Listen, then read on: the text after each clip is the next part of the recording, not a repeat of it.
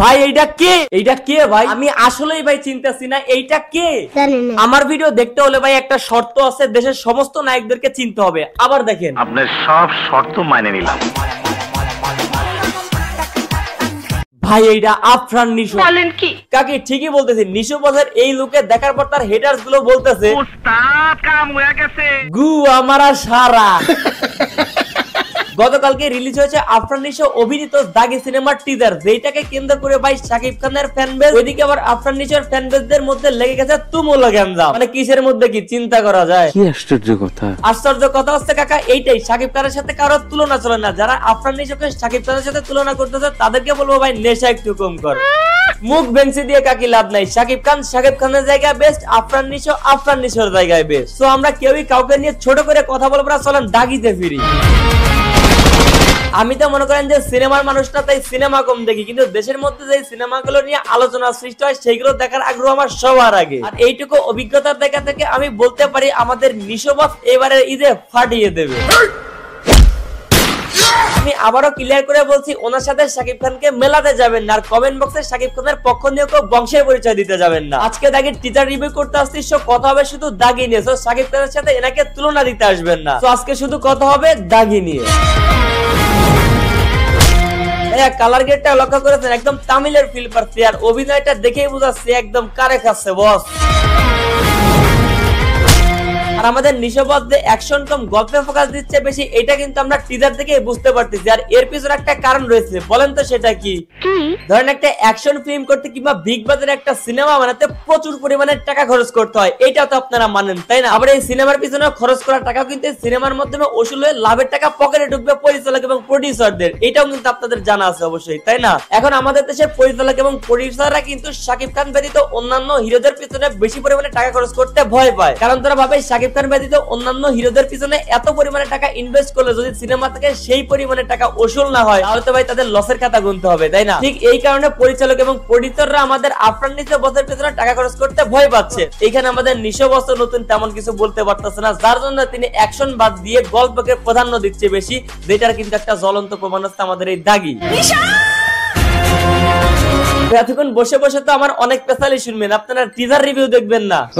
তো চলেন শুরু করি। আব্বা আমাকে সবসময় বলতো, নিশান, জীবনের একটা লক্ষ্য খুঁজে বের কর। এখানে হচ্ছে আফরান নিশোর ক্যারেক্টার মেবি নিশান নামে চলতেছে এখানে। মানে খুব একটা বাজেটের দরকার হয় নাই আমার মনে হচ্ছে, কিন্তু গল্পটা বেস্ট হবে শুরু করবো আই থিঙ্ক। এসবিএফ আলফাই, মানে বরাবর এই মধ্যে দেখতেছি আমি সুরঙ্গ মুভিটা হচ্ছে এসবিএফ এবং আলফাই ছিল, এখানেও তাই সেম টু সেম। এখন বুঝতে পারতেছি জীবনের লক্ষ্য। ওরে ভাই রে ভাই, এটা একটু আবার দেখি, এটাকে একটু দেখি। এখন বুঝতে পারতেছি জীবনের লক্ষ্য। ওরে ভাই লুক কি জাস্ট ওয়াও। এটা যে আমাদের বাংলাদেশের ফিল্ম ইন্ডাস্ট্রির না, ছোট পর্দার একজন যে অভিনেতা এইরকম লোক, এরকম একটা সিনেমার কালার গ্রেডিং অ্যাকশন জোস লাগতেছে, ফার্স্টের দিকে জোস লাগতেছে। আমি আপনাদেরকে আবারও বলবো প্লিজ ভাই প্লিজ শাকিব খানের সাথে ওনাকে মিলাতে যায়েন না, ঠিক আছে? উনি ওনার জায়গায় বেশ, শাকিব খানের জায়গায় বেশ। আর শাকিব খানের সাথে বাংলাদেশের ফিল্ম ইন্ডাস্ট্রিতে কারো তুলনা হয় না, এটা আপনিও জানেন, আমরাও জানি, সবাই জানি। সো আমরা শুধু আজকে যেহেতু দাগি নিয়ে কথা বলতেছি, দাগি নিয়েই কথা বলবো। আমি জানি আপনারা অলরেডি কমেন্টে মারামারি শুরু করে দিচ্ছেন।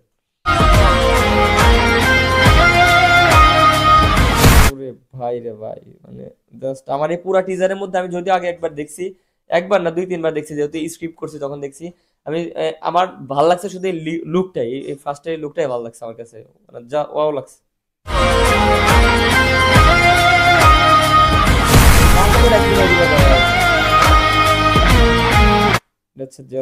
জেলখানা বানাইছে just to the big screen. কি হইতে চলেছে আমি নিজেও বুঝতে পারতেছি না ভাই ঈদে। আর আরেকটা কথা হচ্ছে কলিজা লাগে ভাই, ঠিক আছে? গত ঈদে হচ্ছে ডার্ক ওয়ার্ল্ড নামে একটা সিনেমা মুক্তি পেয়েছিল শাকিব খানের তুফানের সাথে, ওনারও কিন্তু একটা কলিজা ছিল মানতে হবে। আর আফরান নিশো বসে শাকিব খানের সাথে ভাই সিনেমা রিলিজ দিচ্ছে একটা, এটা হচ্ছে যেহেতু বিগ স্ক্রিন লেগছে অবশ্যই হয়তো বাজেট অনেক বেশি আগের সিনেমার তুলনায়, অনেক কলিজা লাগে ভাই শাকিব খানের সাথে সিনেমায়। বরবাদের মতো একটা সিনেমার সাথে ক্লাশ করতেছে ভাই। জেলখানার মধ্যে মার খাচ্ছে আফরান নিশো। জেলের দাগ একবার যা লাগছে, সেই দাগি সেই দাগই সারাটা জীবন। তমা মির্জা, আগে সুরঙ্গ সিনেমার নায়িকা যিনি ছিল তমা মির্জা, উনি নায়িকাটা।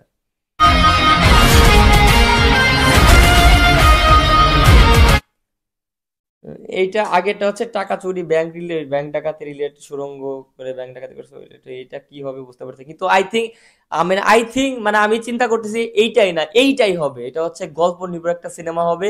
আফরান নিশো বরাবরই আগেও বলেছিল যে আমি গল্পকে প্রাধান্য দিচ্ছি বেশি। আমি এটাই চাই, শাকিব খান অ্যাকশন করুক, উনি গল্প করুক, সবাই মিক্স পিক্স করেই করুক। আর বাপ্পি ব্রোকে খুব মিস করতেছি ভাই, বাপ্পি যে সিনেমা ভাই। আমাদের আমি আশা রাখতেছি শাকিব খান এবং আফরান নিশোর হাত ধরে আমাদের বাংলা ফিল্ম ইন্ডাস্ট্রি অনেক উপরে উঠে যাক, অনেক উপরে উঠে যাক।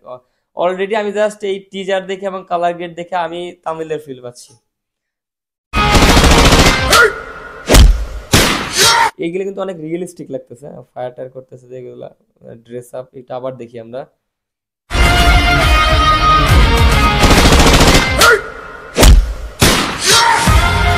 এগুলো একদম রিয়েলিস্টিক লাগতেছে।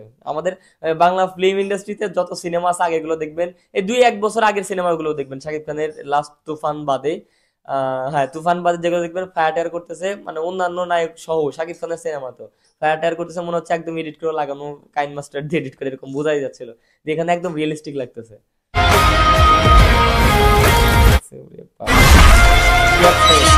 এইখানে একটু লক্ষ্য করেন, এই যে গেটটা খুলতেছে, এখানে একটু লক্ষ্য করেন না,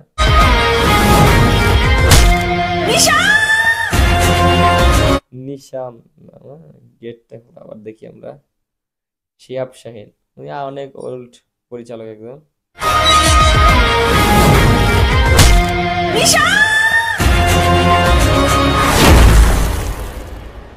দাগি, ঈদ উল ফিতর 2025। এই হচ্ছে টিজার ছিল, টিজারটা জাস্ট আগুন। আমি আবার বলতেছি, এখন যদি এই টিজারটা শাকিব খানের বরবাদের সাথে তুলনা করতে যান, তাহলে আপনি হচ্ছে সব থেকে বড় বোকা। ঠিক আছে, শাকিব খানের সাথে কারো তুলনা চলে না। তবে সেই জায়গা থেকে আফরান নিশো ওনার সেকেন্ড সিনেমা, ভাই সেকেন্ড সিনেমা জাস্ট ফাটাই দিছে। এইবারের ঈদে কঠিন একটা তুমুল মারামারি লাগবে বরবাদের সাথে। আমি ফার্স্টে বরবাদ দেখবো, দেন হচ্ছে দাগি দেখবো। ঠিক আছে, আপনারা কোনটা দেখবেন অবশ্যই কমেন্টে জানাবেন। আর এই টিজারটা কারা কারা দেখেছেন কমেন্টে জানাবেন, কেমন লাগলো ওইটাও জানাবেন। ঠিক আছে, আর ভিডিও আজকে এই পর্যন্তই। জানি না কেমন ছিল ভিডিওটা। যারা নতুন দেখতেছেন এখনই এখানে ক্লিক করে সাবস্ক্রাইব করেন, আর যারা পেজ থেকে দেখতেছেন উপরে ক্লিক করে ফলো করেন।